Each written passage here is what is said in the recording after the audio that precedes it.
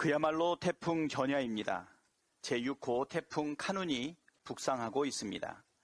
강풍 반경이 350km로 우리나라 전역을 뒤덮을 만큼 규모가 큰 태풍인 만큼 폭우와 광풍으로 인한 피해가 우려됩니다. 오늘과 내일이 최대 고비로 보입니다. 재산 피해나 인명 피해가 발생하지 않도록 철저하게 대비해야 합니다. 무엇보다 지난 호우 참사 때처럼 늑장 대응과 부처 간 책임 떠넘기기 같은 일이 발생하지 않도록 해야 피해를 최소화할 수 있습니다. 정부와 지자체, 경찰, 소방 등 당국의 유기적이고 신속한 대응을 촉구합니다. 국민 여러분께서도 피해가 없도록 단단히 대비해 주시길 당부드립니다.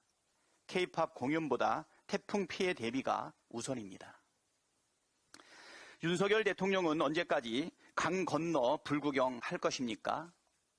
후쿠시마 원전 핵폐수 해양 투기가 코앞에 다가왔지만 우리 정부는 여전히 소극적인 태도로 사실상 방관하고 있습니다.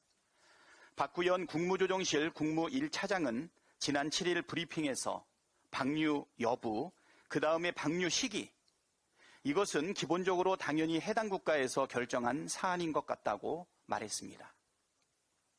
일본과 가장 가까운 나라인 대한민국의 정부 당국자들이 이렇게 소극적이고 수수방관하는 태도를 보이고 있으니 일본 정부가 마음 놓고 해양 투기를 하겠다고 나서는 것입니다. 특히 국정 최고 책임자인 윤석열 대통령의 태도는 어느 나라 대통령인지 의심스럽게 할 정도로 매우 심각합니다.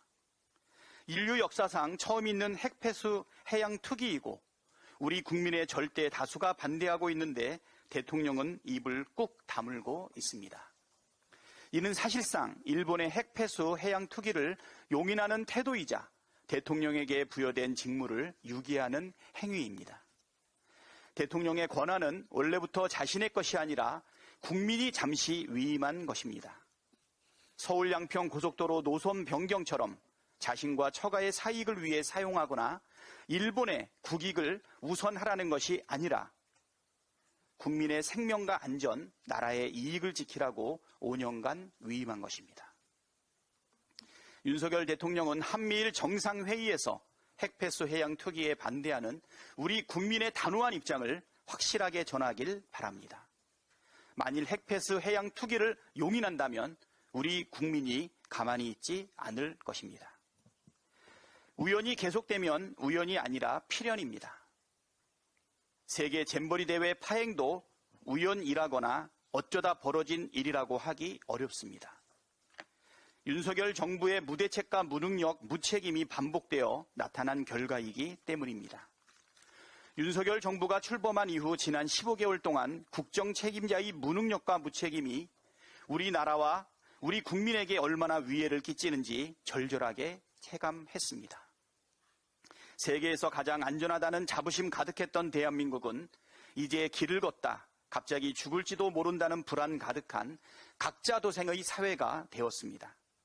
세계에서 가장 빠른 행정과 꼼꼼한 일처리 능력을 자랑하던 대한민국은 이제 전 세계인의 비웃음을 사는 후진국으로 전락했습니다.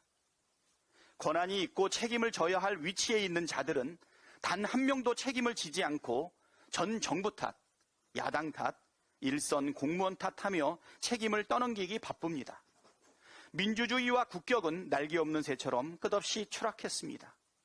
자유는 언론 탄압의 동의어로, 법치는 검찰 독재를 위한 수단으로 변질되었습니다. 경제와 민생은 좀처럼 수렁에서 헤어나오질 못하고 있습니다. 고환율, 고물가, 고금리의 최장의 무역수지 적자 행진, 계속되는 수출 감소, 언제 터질지 모르는 가계부채까지. 외환위기 이후 최대 위기, 아니 외환위기 때보다 더 심각한 상황입니다.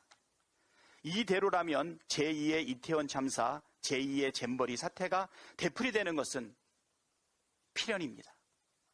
일방통행식 국정운영의 전면 수정과 대대적인 인적 쇄신으로 악순환의 고리를 끊어내야 그나마 국민이 입을 피해를 줄일 수 있습니다.